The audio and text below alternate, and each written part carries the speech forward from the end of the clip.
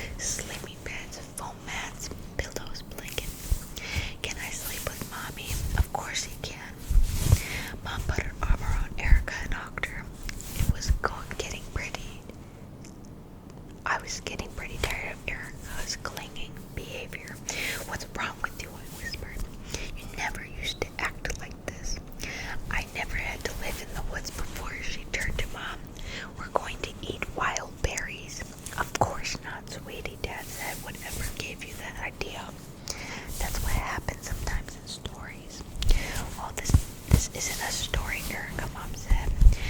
Dad got an accident gas stove going. Oh, got an ancient gas stove going, and Mom heated a pot of water. When it boiled, she dumped in noodles and heated a jar of marinara sauce. We ate our first meal in the house, picnic style, in front of the fire.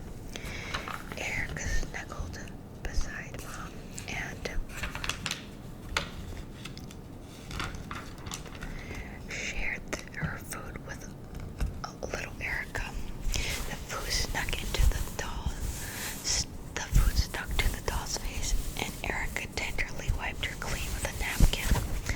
Later, we all crawled into our sleeping bags and watched what was left of the fire fall into ash. The lights were out and the moon shone in through the tall windows. I heard Erica whispering to the doll. Sometime during the night I woke up. I drunk too much soda at dinner and now I needed the bathroom. I eased out of my sleeping bag and got into my feet. Dad snored, Mom slept like a dead woman, and Erica murmured as she was dreaming. I tiptoed across the floor, eased the front door open. It was easier to pee outside than find my way upstairs to the bathroom. The moonlight was brilliant and the stars were clustered thickly over my head, more than I'd ever seen in Fairfield. After I finished what I came out to do, I stood on the porch and gazed into the dark mass of woods bordering the fields. The night was cold, but as I turned to go inside, I was stopped by a sound in the darkness. A howl, which might have been the wind in the trees, but that was scarier, much scarier. I shivered and edged toward the door, but before I stepped inside, I looked back. Something moved at the edge of the woods. Its head gleamed in the moonlight as white as bone. I heard the howl again, louder this time, and stumbled backwards, slamming and bolting the door. Danielle, Mom called sleepily. What were you doing up in the middle of the night? I was outside to pee. Something in the woods howled, and I slid into my sleeping bag, shivering with cold and fear. Shh, you'll wake up Dad, Erica. Didn't you hear it? She shook her head. It was probably an owl or a fox. No, I saw it. I told her. It was tall as a man, and a head shone in the moonlight. Mom smoothed my hair. Go back to sleep, Danielle. There's nothing out there. It's dark and you're in a strange place and your eyes were sticky. We're playing tricks on you. I moved a little closer to her. Maybe she was right. She must be right. Monsters didn't roam the woods anywhere but in fairy tales. I closed my eyes and practiced breathing slowly and deeply, but it was almost daylight by the time I fell asleep. When I woke up, sunlight filled the living room just as Mom had said. Whatever I'd heard and seen in the dark had a natural explanation. Night noises, most likely animals going through their nocturnal busyness, embellished with my imagination. Moonlight and shadows play tricks on you. The moving truck arrived before we'd finished breakfast, and Mom put us all to work. We picked our bedroom first. Mine overlooked the woods, which were not quite as close to the house as I thought the night before, but close enough for me to see a deer pause at the edge of the trees, then vanish into the shadows. The lawns in Connecticut were overrun with deer, but this was a wild deer and therefore more noble than the ones who ate our shrub